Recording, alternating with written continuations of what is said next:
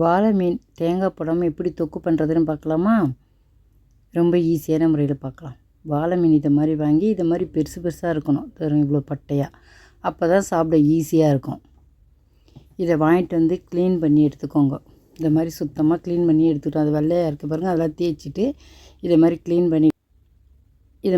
பண்ணி எடுத்துக்கிட்டு நல்லா கழுவிடணும். கழுவி எடுத்து மஞ்சாத்தூள் போட்டு பிசைஞ்சு வச்சுக்கணும்.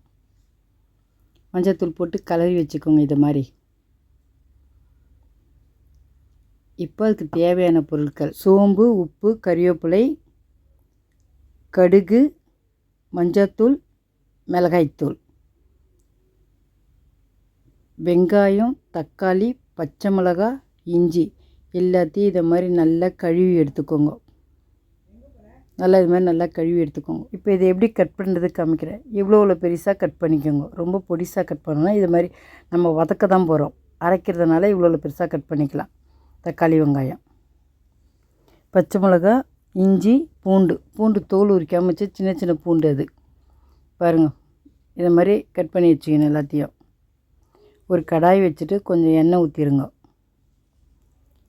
இஞ்சியை போட்டு நல்லா வதக்குங்க. இஞ்சி நல்லா வதங்கணும் பாருங்கள். இது மாதிரி நல்லா வதக்கிட்டே இருங்க. அது வதங்கணுன்னே எடுத்துடலாம். இப்போ அதில் பூண்டு போட்டணும். பூண்டு வெடிக்கும், அதனால் ஒரு நெசுக்கிட்டு போட்டிருக்கேன். லைட்டாக நெசுக்கிட்டு அதில் போட்டு வதக்குறேன். முழுசாக போட்டிங்கன்னா வெடிச்சிரும், பூண்டு மேலே போடும். இப்போ வெங்காயம் அதை எடுத்தாச்சு, வதக்கியாச்சு. இப்போ வெங்காயம் போட்டு வதக்குங்க.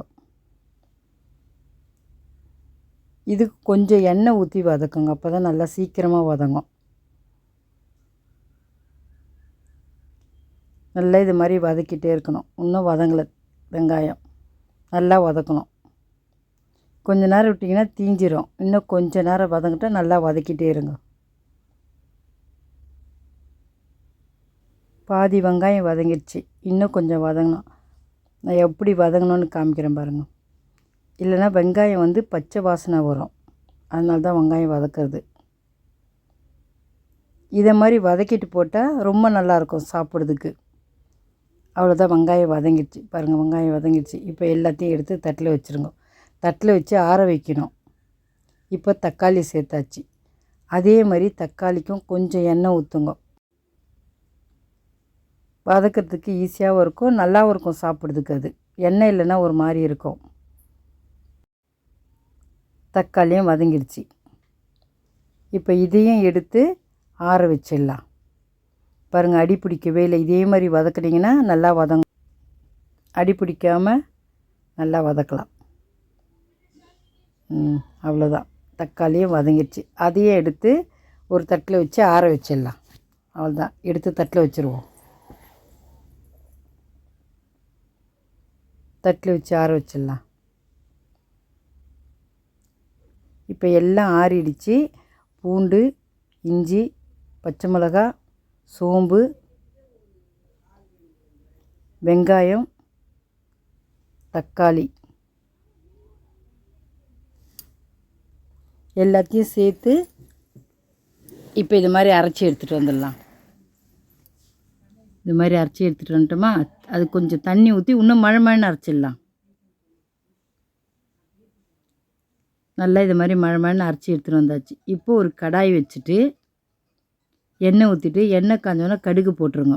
கடுகு போட்டு கறிவேப்பிலை சேர்த்துருங்க. அதுக்கப்புறம் நம்ம அரைச்சி வச்சோம் பாருங்கள், அது எல்லாத்தையும் எடுத்து இதில் சேர்த்துருங்க.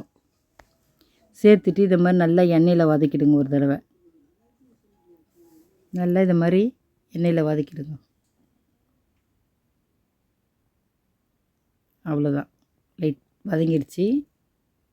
கொதிக்குது பாருங்கள், லைட்டாக கொதிக்குது பாருங்கள். இப்போ நம்ம மிளகாத்தூள்லாம் சேர்த்துடலாம். இதில்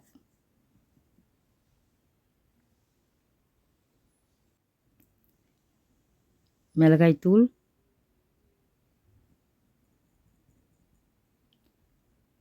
மஞ்சத்தூள், உப்பு எல்லாத்தையும் சேர்த்து நல்லா கலக்கிடுங்க.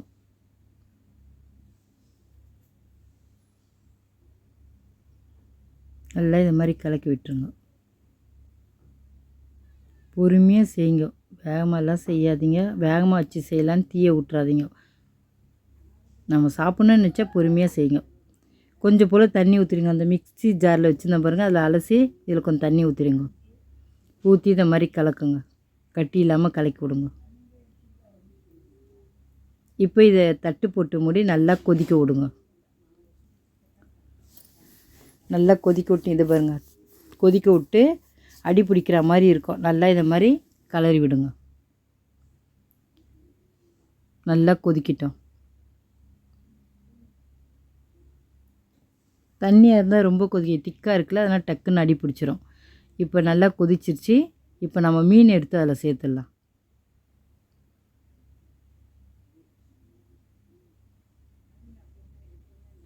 சேர்த்துட்டு கலக்கிட்டு தட்டு போட்டு மூடிடுங்க. இதை பாருங்கள், திருப்பி கொதிக்குது. மூடிட்டோமா, மீன் உடஞ்சிரும். பொறுமையாக கலருங்க. முதல்ல மீன் இல்லாததுனால வேகமாக கலர்னிங்க.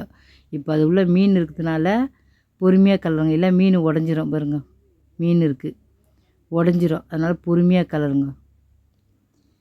எடுக்கவே வரல. அப்போ கலர்னா எப்படி உடையன்னு பாருங்க. இப்போ இந்த மீனை எடுத்து இதை மாதிரி வச்சுருங்க. தட்டில் வச்சுட்டு அதுக்கப்புறம் இதை நல்லா சுண்ட விடுங்க. ஏன்னா மீன் வெந்துருச்சு, அதனால் எடுத்து வச்சுட்டு நல்லா இது மாதிரி கலர முடியாது. அதனால் நல்லா இது சுண்ண பிறகு அப்புறமா இந்த மீனை எடுத்து இதில் சேர்த்துடலாம். மீனோடு இது மாதிரி கலர் நின்றுச்சு தூள் தூளாகிடும். அதனால் அந்த மீனை அழகாக தட்டில் எடுத்து வச்சுருங்க. வச்சுட்டு இதை மாதிரி கொஞ்சம் சுண்டட்டும். அவ்வளோதான், சுண்டிடுச்சு. ஏன்னா மீன் வெந்துருச்சு, அதனால் பிரச்சனை இல்லை. தண்ணி தான் சுண்டணும், கொஞ்சம் திக்காகணும். அதனால் நம்ம இது மாதிரி கலரிக்கலாம். நல்லா இருக்காதுன்னு நினைக்காதீங்க, நல்லாயிருக்கும். அவ்வளோதான் பாருங்கள், அவ்வளோதான். அது சுண்டிடுச்சா. இப்போ அந்த மீனை எடுத்து போட்டு பொறுமையாக 2 வாட்டி கலரிட்டு விட்டுருங்க. அவ்வளோதான். இது மாதிரி பொறுமையாக இதை மாதிரி அதை மாதிரி கலர முடியாது, அதனால தான் மீன் எடுத்து வச்சிட்டோம். இப்போ ஒரு தடவை கலரிட்டு விட்டுருங்க. அவ்வளோதான், மீன் ரெடி ஆயிடுச்சு. பாருங்கள் எவ்வளோ அழகாக இருக்குது, சாப்பிடும் போல் இருக்குல்ல. அவ்வளோதான், உடையாமல் இருக்கும். அது மாதிரி கலர்னா உடஞ்சிரும். சாப்பிட்டு பார்த்துட்டு எப்படி இருக்குன்னு சொல்லுங்கள். நீங்களும் இதே மாதிரி செஞ்சு பாருங்கள். தேங்காய் போடாமல் வாழை மீன் தொக்கு ரொம்ப ஈஸியான முறையில் செஞ்சிடலாம். சாப்பிட்றதுக்கும் அவ்வளோ நல்லாயிருக்கும். இது சாப்பிட்றதுக்கு நீங்கள் ஒரு தடவை செஞ்சு சாப்பிட்டு பார்த்தீங்கன்னு வச்சுக்கோங்க, அவ்வளோ நல்லாயிருக்கும். இது சாப்பிட்றதுக்கு தினமும் செய்வீங்க. அதே வாழை மீன் பாதி தொக்கு பண்ணியாச்சு. இப்போ வறுத்து எடுக்கலாம். இந்த மீனை எப்படி வறுக்கிறதுன்னு பார்க்கலாம். இந்த மீன் எடுத்து இதெல்லாம் நல்லா முதல்ல க்ளீன் பண்ண மாதிரி க்ளீன் பண்ணி வச்சுக்கோங்க.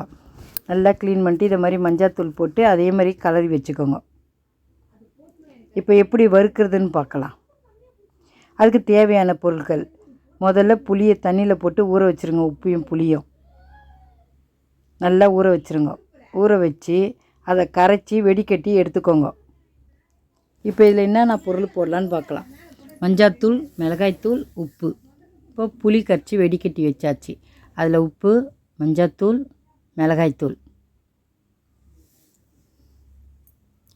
எல்லாத்தையும் சேர்த்து நல்லா கரைச்சிருங்க. இது மாதிரி கையை வச்சு. புளி தண்ணி கொஞ்சம் கொஞ்சமாக தான் ஊற்றி கலரணும். ரொம்ப ஊற்றி கலனின்னு வச்சு தண்ணி ஆகிடும்.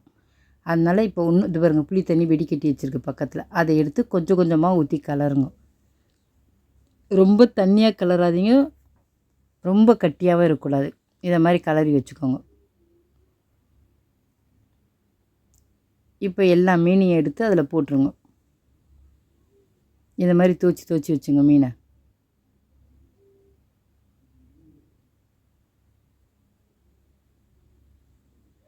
இதை மாதிரி மிளகாத்தூள் போட்டு இதை மாதிரி பிரட்டி ஒரு 5 நிமிஷம் வச்சுக்கோங்க.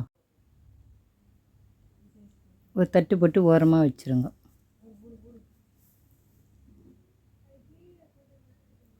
இப்போ எண்ணெயில் போட்டு எப்படி எடுக்கலான்னு பார்க்கலாமா.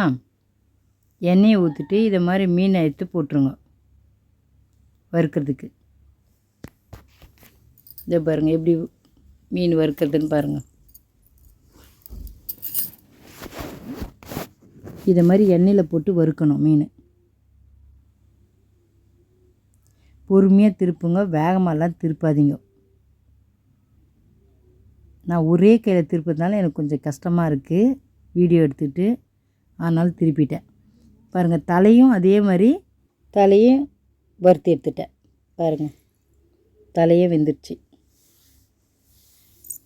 மீன் தலை யாருக்கு பிடிக்கும்? எங்கள் வீட்டில் எல்லாம் சாப்பிடுவாங்க மீன் தலை. உங்கள் வீட்டிலே சாப்பிடுவாங்களா? வறுத்து எடுத்தாச்சு.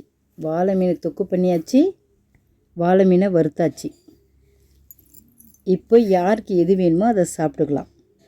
சாப்பிட்டு பார்த்துட்டு எப்படி இருக்குன்னு உங்கள் வீட்டில் வாழை மீன் வாங்கினா தொக்கும் பண்ணுங்கள், இதை மாதிரி வறுத்தும் வைங்க. லைக் பண்ணுங்கள், ஷேர் பண்ணுங்கள், மறக்காமல் நம்ம சேனலுக்கு சப்ஸ்கிரைப் பண்ணுங்கள். தேங்க்ஸ் ஃபார் வாட்சிங்.